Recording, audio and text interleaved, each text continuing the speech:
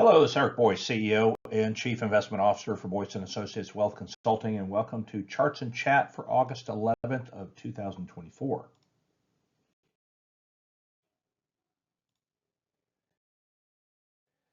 I have a bit of catching up to do. Was out of pocket for the better part of the last couple of weeks. Was able to get one charts in, but obviously the lot has gone on in the market over the last week. We've had increase in volatility. So we have a few things to talk about. And the first slide that I want to point your attention to is this one.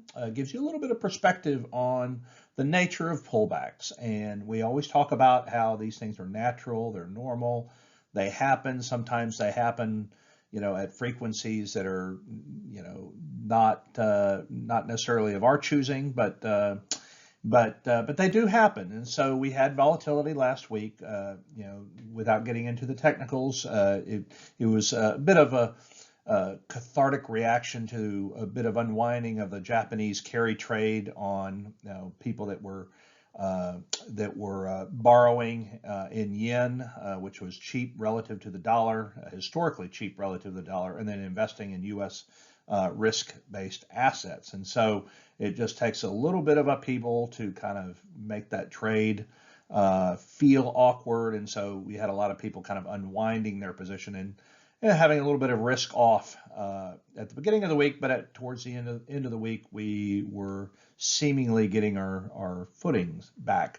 But just to give you perspective here, in the upper left-hand corner, we talk about these modest pullbacks, like 5%, and they typically happen about 3 times a year.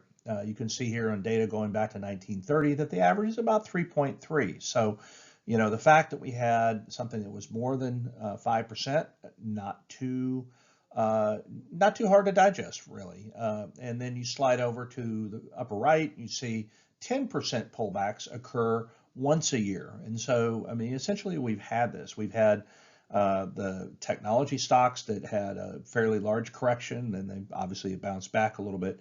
But just to kind of put things into perspective, so a 5% pullback happens about 3 times a year.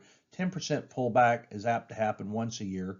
And then you go down to the bottom here, you see the 15% corrections occur about every other year, right? So, the average here is, basically once every 2 years. And then finally, you get to a 20% pullback, which is really the marker for a bear market, if you will, not just a correction. A correction would be 10%, bear market would be 20%. You see that 20% pullbacks happen every 3 to 4 years on average. And so this is what we mean when we say market cycles. When you get into a market upcycle and then that changes, and then you have these 20% pullbacks, or what would constitute a bear market.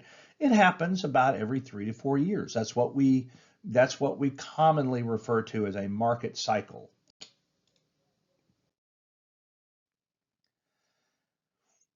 Thought this chart was very interesting out of BCA research.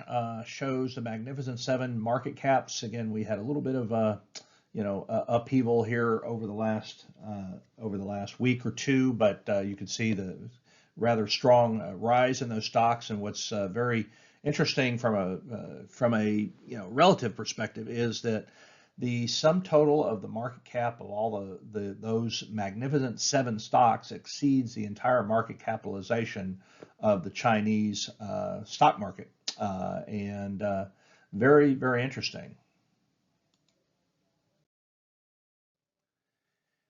We talk about earnings. We're in the middle of earnings season, and here we have a brief synopsis of where we are to this point in time.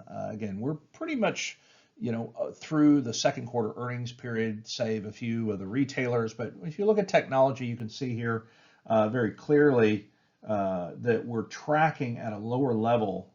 Again, big tech, we're tracking at a lower level than we've seen over the last several quarters, and you can see also from the rest of the S&P 500 that that we're a little bit below that level that we've seen over the last couple quarters or last few quarters, and that too has given the market a little bit of cause for maybe a little cause for concern, and that's why we see a little bit more volatility right now.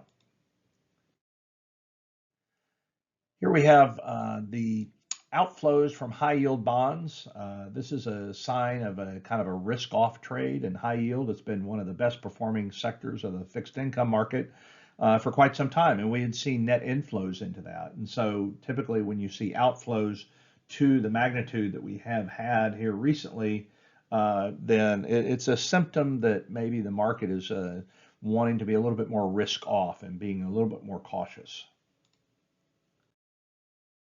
So in this chart, we have the advanced decline line on the based on the left-hand scale here, and it's really kind of a relative level of the market. You know, when you take basically you've got the number of rising stocks divided by the total number of stocks, and that's your advanced to decline line. You can see anything over 50 represents, you know, a reasonable breadth that you've got most of the stocks that are rising, and then overlaid with that is the level of stock prices here in US dollars. And this is based on this scale, so it's a little bit of a logarithmic scale to some degree. But you know, essentially where we are now is that we've had a bit of upheaval in the market. So we had that advanced decline line actually dip below 50, which is net negative sentiment, net negative movement in stocks.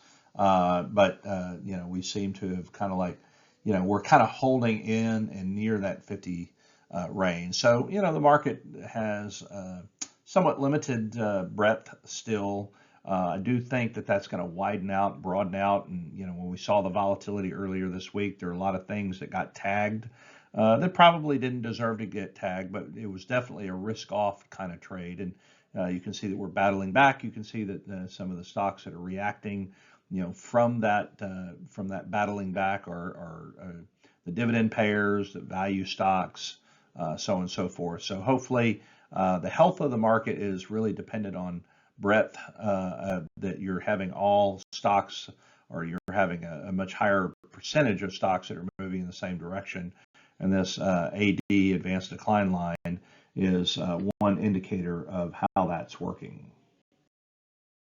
Now, we have been talking about volatility. You can see that very clearly that vol was trending down. This is, you know, basically we've got two iterations of this. In the purple here, we've got the NASDAQ volatility. And this is a 20-day realized vol. And then we have the S&P 500 here in black. And you can see that, you know, basically for the better part of about a year and a half that was trending down. And we had very, very little volatility until here just recently. And so this obviously creates some anxiety because you tend to get larger movements in the market, but also it does create opportunities too. So we have had some things that have sold off that probably, as I mentioned in the last slide, didn't deserve as much to get to have been sold off. But clearly we're seeing this as a byproduct of, you know, valuations in some certain areas, i.e. technology being higher than average. And we also see this from some of the slower earnings reports that we were just talking about, and sentiment, which seems to be a little bit more cautious now. We obviously saw that a couple slides ago in the high yield fund flow side. So, you know, when you tend to get a little bit more anxious in the market, you see that volatility spike, and you can see, you know, basically if you take the line of best fit, it's going to be somewhere around here. And so, you know, clearly, you know, it's something that we want to monitor, but it does create some opportunities though. It's a chart that plots Brent crude oil prices over the 5-year inflation swap. So inflation swaps, without getting too technical, is really just a proxy for expected inflation. What's extremely interesting here, and I don't know that I've seen a relationship this tight where Brent crude prices correlate very, very tightly to expected inflation. And so, as you know, we've seen some degradation in pricing here in Brent, and that's also correlated very highly with the decrease in overall inflation expectations as defined by swap prices in the inflation swap market. We'll talk now about sentiment here. We have the Morgan Stanley Global Risk demand index, and so that is low. So that, again, just like I was talking about, appetite for risk is down from where it has been. You can see that it's been holding in a pretty broad channel here, with the exception of earlier this past year. But we did see a very notable drop in this indicator here just recently, and obviously suggesting more fear, more anxiety, so on and so forth. And people are a little bit more cautious, and that's why we have more volatility. Go over to the American Association of Individual Investors bull-bear spread. So when you get readings that are higher, people are very bullish. You can see that that's come off the top, and it's not too far from zero. I mean, I'm not terribly concerned with this because, as you can see, this number can be quite volatile in its own right, and it's a sentiment indicator. So it's very much important what investors actually do versus what they necessarily say. We know that there's a little bit more anxiety based on some of the economic data, earnings reports, et cetera, but there's also a lot to celebrate. And so when you get, sentiment that, gets down here, then that's going to probably create some real investment opportunities for us. Not that we want to see that, because we all know what happened in 2022. It was a very tough year, but again, with volatility, volatility creates opportunity. We have a statistical regression here, and what's interesting in this is that we talk about the relative forward price to earnings ratio, and this is a proxy for valuation, right? So you've got the valuation price to earnings for the S&P 500. In this case, we're talking about Russell. So the Russell 1000 are some of the larger caps. Russell 2000 involve more of the small caps. And so what this chart is really telling you is that the relative forward PE of small caps versus large caps is about 0.75 right now. That means that the price to earnings ratio for small caps is about 75% of the price to earnings ratio of larger caps. And so that puts us in this range based on this line of best fit. And so this is data going back to 1979. And so, correlation, yeah, reasonable, but not that great, right? Because you've got a lot of dispersion around this line of best fit. But what it does imply is that you're going to have likely outperformance on the part of small caps versus large caps over the next 10 years. And so that helps to inform us on investment allocation decisions as it relates to our equity or stock sleeves. But this is helpful, not an absolute, but it is certainly worthy of note in the portfolio allocation decisions that we're making. Now we're going to talk about sentiment from an investor standpoint. We're going to talk about various indicators of sentiment within the various commercial sectors, and we have some other things to show you that kind of gives a sense of maybe where we are from a real economic standpoint. Now, consumer is more than 2/3 of the total economy, so consumer confidence is pretty important here, and what consumers are actually doing is actually pretty important to us. We do see that consumer confidence is down, is trended down for some time following the big stimulus payments that people were getting. And you can see here, we've also talked about consumer credit, and some of those delinquencies are picking up. And but what we're also seeing here too is that with consumer confidence tying into a little bit of slowing in overall wages, which are still, real wages are still positive, which is good for the consumer, but we do see kind of an attitudinal shift here in the acquisition of credit.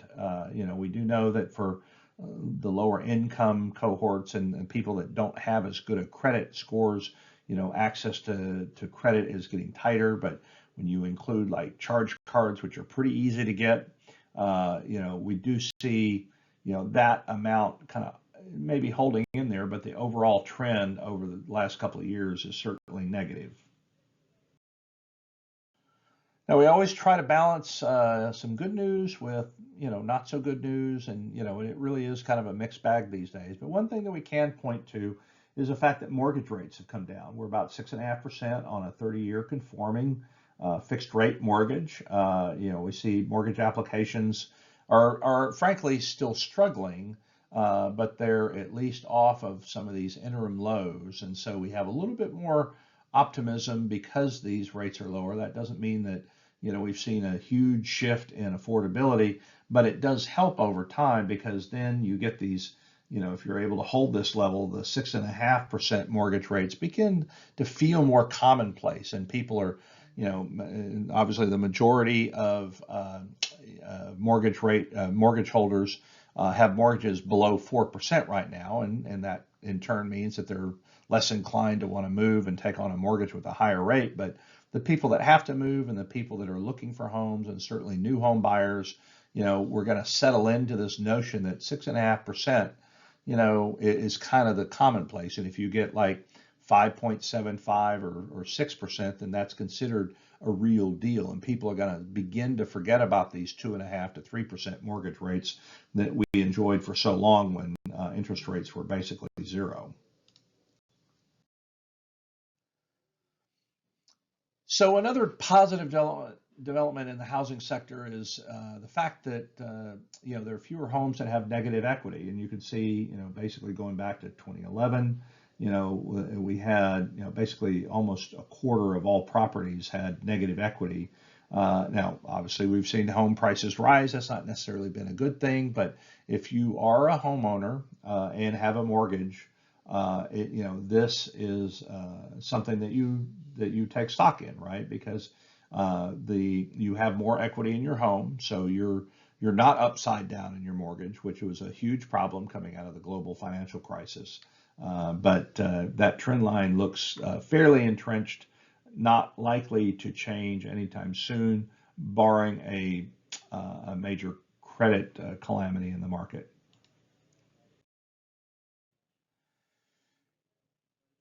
We talk about publicly held debt, and this is kind of where we are. This is a concern if you look at it over a longer period of time. This is the forecast growth in that debt held by the public, which now is about 100% of GDP, and likely to climb to about 100 and probably call it 130%, over the next 10 years or so, based on current trends. And we're going to have an election this year, and I'm not sure that either side is kind of taking stock of this. I think that there's a desire to want to spend as it caters to votes and appeases the electorate. When we really do need to see some more fiscal discipline in our government spending. We have a brief check-in on inflation here. I guess the quality of this chart is not as good as I would have hoped, but basically on the left-hand side, we have in the dark line, we've got consumer price index rent, and we know that rent is a pretty important part of the overall inflation picture. We know that that's been coming down. It's still positive, maybe just lately has gotten back to the pre-pandemic levels. Now this is tenant regressed rent. So this is basically more of a real-time actual rent index. This is more empirical, but this is more what's being realized out in the market. And we know that that's been kind of flat to negative. And so, with the correlation of this, just as I've been talking about for months and months and months, that when you have kind of a lead in realized rent, that your empirical rent calculated for inflation purposes is apt to follow. And I do think that's going to be the case. And so these are the two really main components of inflation. This is why, to the extent that the Fed is looking at this kind of data, when you have rents and you have wages, these are the two most sticky components of inflation. And we see here on the wage front that is coming down. Now, wages from a from a relative standpoint, are still above in terms of annual growth where they were before the pandemic. And this is a pretty entrenched baseline here, but we do see that that's coming down. Again, this is good for savers. It's good for consumers. It helps to support consumer spending. When you talk about inflation being somewhere around here, then real wages are actually very positive, but they are coming down. And so these two things tracking the way they are gives me great comfort that we're going to have continued relief in inflation, and it's going to give the Fed plenty of cover to reduce interest rates as we certainly toward maybe the very end of this year. If they're inclined to move in September next month, I'll be very intrigued to watch for that, because it typically doesn't happen that close to an election. But after the election, I absolutely would expect them to reduce rates. Now, having said that, the fact that we did see some other central banks raise rates here over the last couple of weeks, and the fact that the Fed kind of sat on its hands and said, well, we think the probability is higher in September of rate hike, that feeling as it may put us behind the curve, or maybe we're kind of tone deaf to the slowdown in the economy, blah, blah, blah, blah, blah. So, that could factor into it as well. But bottom line here is there is cover for the Fed to reduce interest rates. Here we have employment costs for private industry workers. This is a continuation of the prior slide that we saw. Again, we saw the peak in June of 2022. That continues to come down, not only in terms of wages and salaries, but benefits as well. So total comp as it relates to employment costs, nice little trend line down. Expect that to continue. Here we have manufacturing capacity. It's very interesting because we went through a period of manufacturing recession. This is part of that rolling recession. Even though we didn't have a broad economic recession, we certainly had one in the manufacturing sector. And again, in the land of puts and takes, where you've got positives and negatives, I view this as a positive. We're expanding our capacity, which if you look at it on its face, is reflective of some of the latent confidence that companies have, at least the manufacturers have, in their future prospects, because they're adding to capacity in expectation of orders. Something else that ties back to that publicly held debt is interest payments, which I know I've talked about in the past. So we see interest payments accelerating based on higher interest rates, and they've now actually caught up with defense spending, which is something that we haven't seen for a very long time. We talk about personal income growth, and we just showed you the slide of basically employment costs and wages moving lower. That is clearly manifested in this particular chart as well, as you got personal disposable income going down, but you have consumption staying higher. And there were some elements of consumption that were driven by people just flat taking on more debt, increased credit card balances.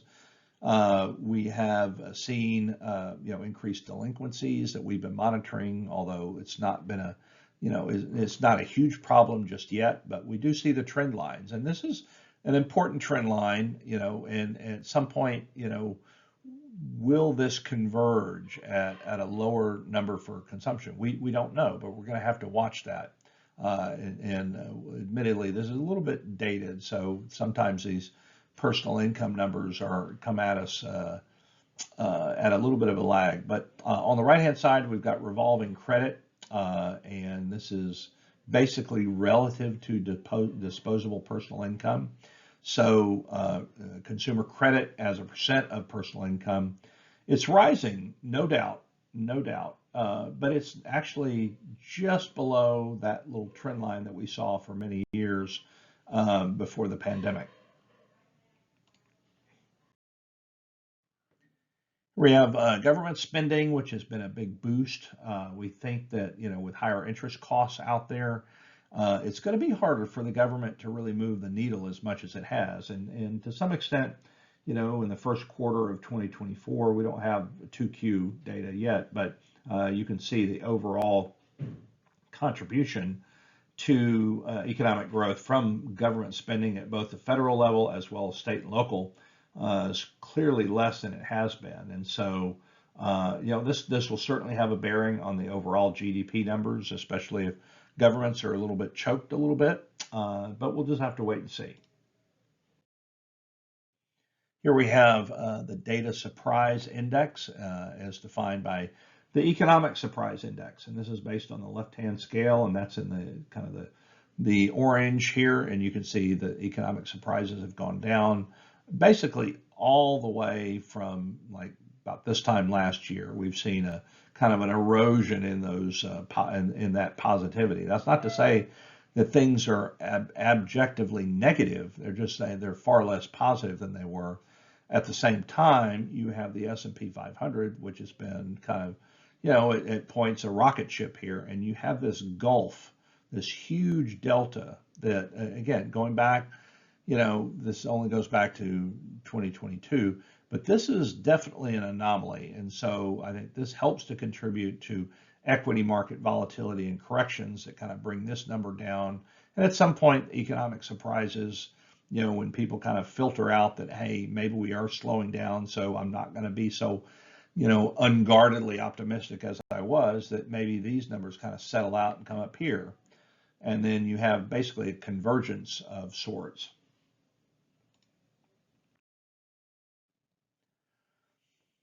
So with the economic slowdown that seems to be on everyone's minds now based on some of the data, again, puts and takes, there's some good data, there's, some data that's not as good. Certainly the labor market seems to be slowing.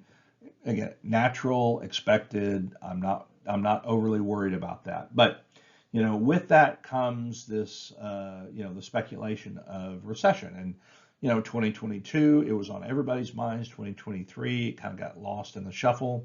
This year, it's kind of been out of the calculus, and you could see for a very long time, it really wasn't being mentioned, and the probability based on the Bloomberg consensus was going down.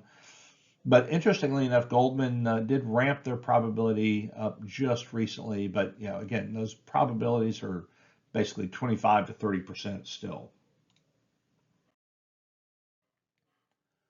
So this is an interesting chart we see. I bring this up because we've transitioned through earnings season, but this is data as of the end of last month, so it's still relatively fresh. But it just shows you if for companies that beat on the revenue line and beat on earnings, they're typically rewarded by being up about a percentage point or a little bit less than a percentage point on the day following their earnings announcement. But the real takeaway here is that when companies miss on both, they're much more heavily penalized. And this is a bit of that risk off anxiety trade. And people are like, oh my goodness, Fortune 500 company is missing on both revenue and earnings.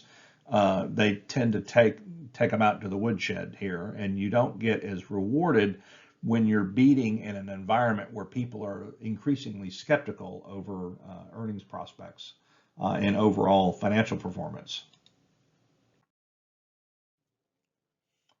So here we have earnings estimates. We just got through talking about the fact that earnings estimates seem to be coming down a little bit. This is the estimates for 2024.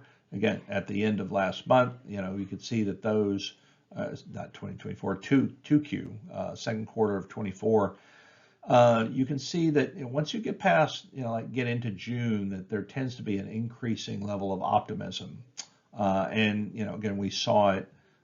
We certainly saw it last year after, there was some definite feelings of concern. And then this average over essentially the last 10 years kind of confirms what we certainly know in the data from this year, is that earnings estimates tend to go up. People are a little bit more, I wouldn't say pessimistic, but they're less optimistic than they tend to be once you get into the reporting season.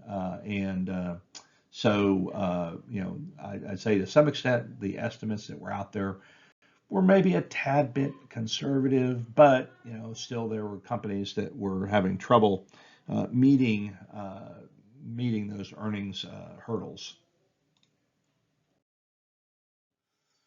Employment to population ratio. This is commonly known as the participation rate, and you can see in the primary wage earning years of 25 to 54 years that number continues to kind of eke higher. We're above the pre-pandemic levels, and this is very typical once you exit a recession. Again, we didn't have that follow-on recession. But it's a very predictable pattern that you tend to have increasing participation, in the years following a recession.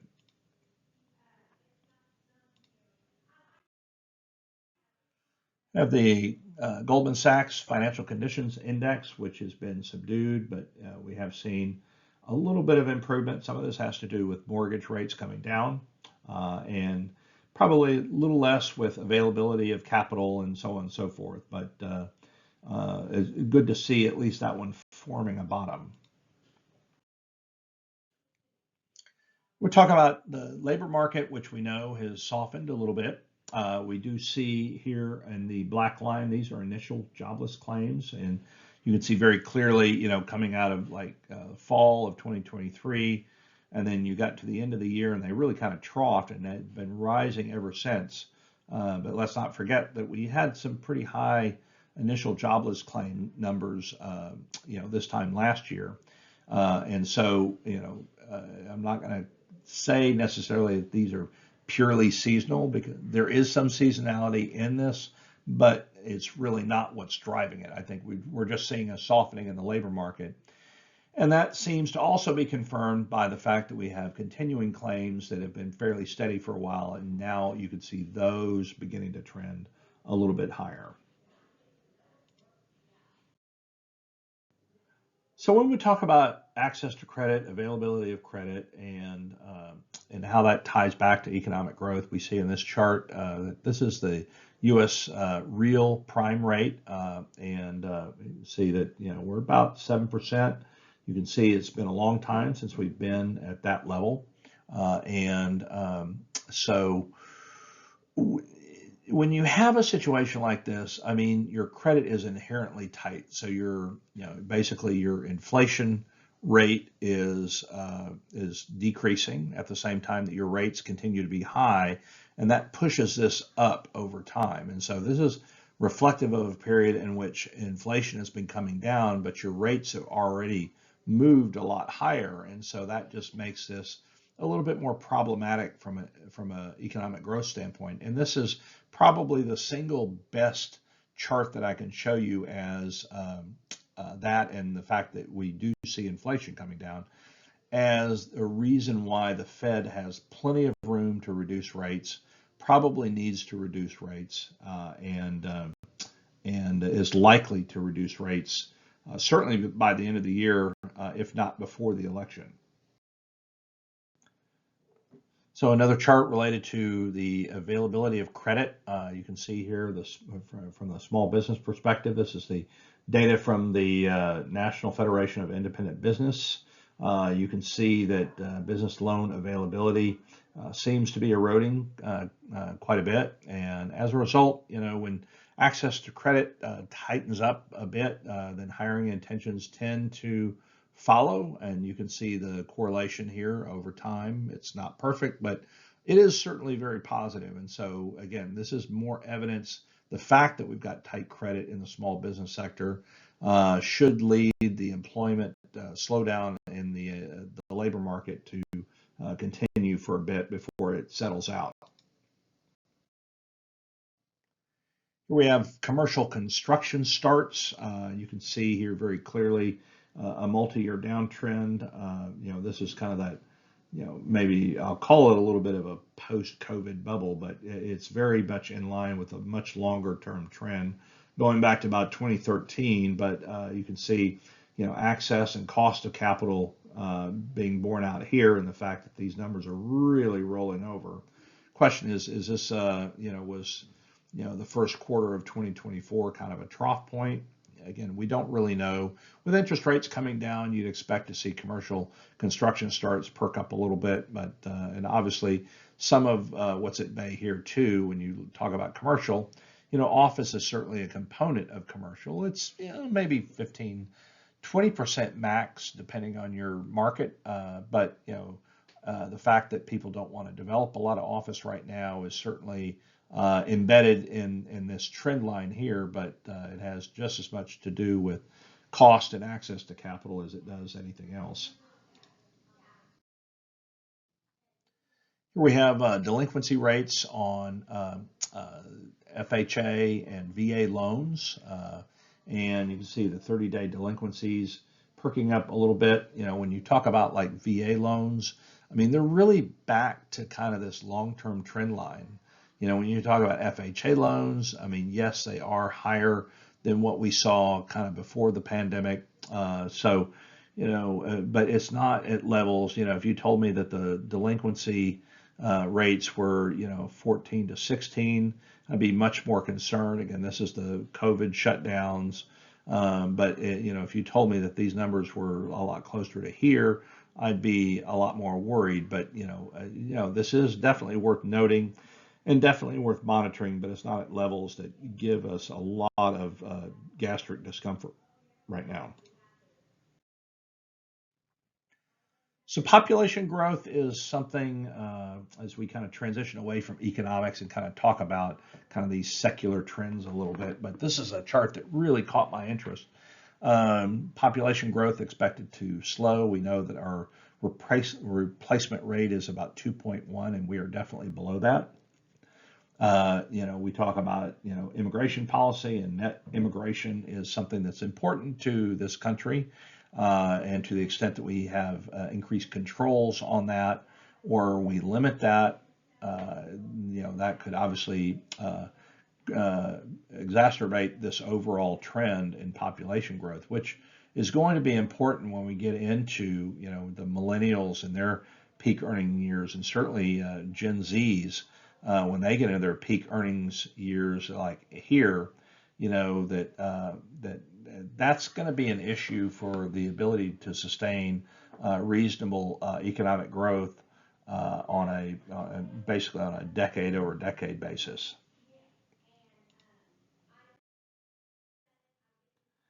We have global energy demand. I thought this was really interesting from research out of KPMG.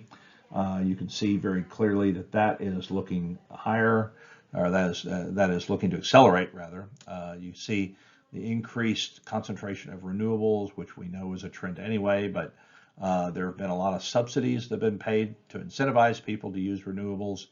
As it becomes more difficult for the government to offer those incentives, what will be important here is the cost of implementation is going to need to go down for these numbers to be realized. And you can see that even coal is likely to expand, and then basically all sources. And you get back to nuclear. Not a whole lot of expansion in nuclear, but certainly natural gas and liquids. All these categories expected to move higher over the coming decades. Last couple of slides here, we've got increase in the preponderance of disasters. This has implications for commercial property insurers and their ability to withstand catastrophic losses. You can see that you can analyze not just death totals, but the cost to rebuild and things like that. Those are very important. But it also is both a disruption and a benefit to regional economic growth, which is interesting to consider because obviously if you have a hurricane that devastates your area, you've got to rebuild, and that's actually a stimulus to a large degree. But it does impair business. It does cause lots of disruptions, which can offset those benefits that you get from the reconstruction. And we can't end without talking a little bit about geopolitical risk. And this goes back as you can see here, quite a while. And you've got World War I, World War II. You've got these other wars, and then Desert Storm. We have that spike there, and then obviously 9/11. And we are elevated here. Obviously, we are awaiting on a day-to-day basis, whether or and to what degree Iran is going to respond to some of the recent assassinations that they've made on leaders of Hezbollah and Hamas. So, that does elevate this risk a little bit from, this trend line that we've seen for a very long time. And I'd say that just from an investment standpoint, these things aren't, really tectonic. They can have short-term implications. They generally don't have long-term implications. But it can, when you're at a time where maybe the economy's slowing a little bit, people are feeling a little bit more nervous about things, and you get some type of a big geopolitical, short-term shock that can kind of unnerve you for a while and kind of help to reset valuations a little bit. That's all we have this week. Hope you've enjoyed the chart pack. Have a great week, and we'll talk to you again soon.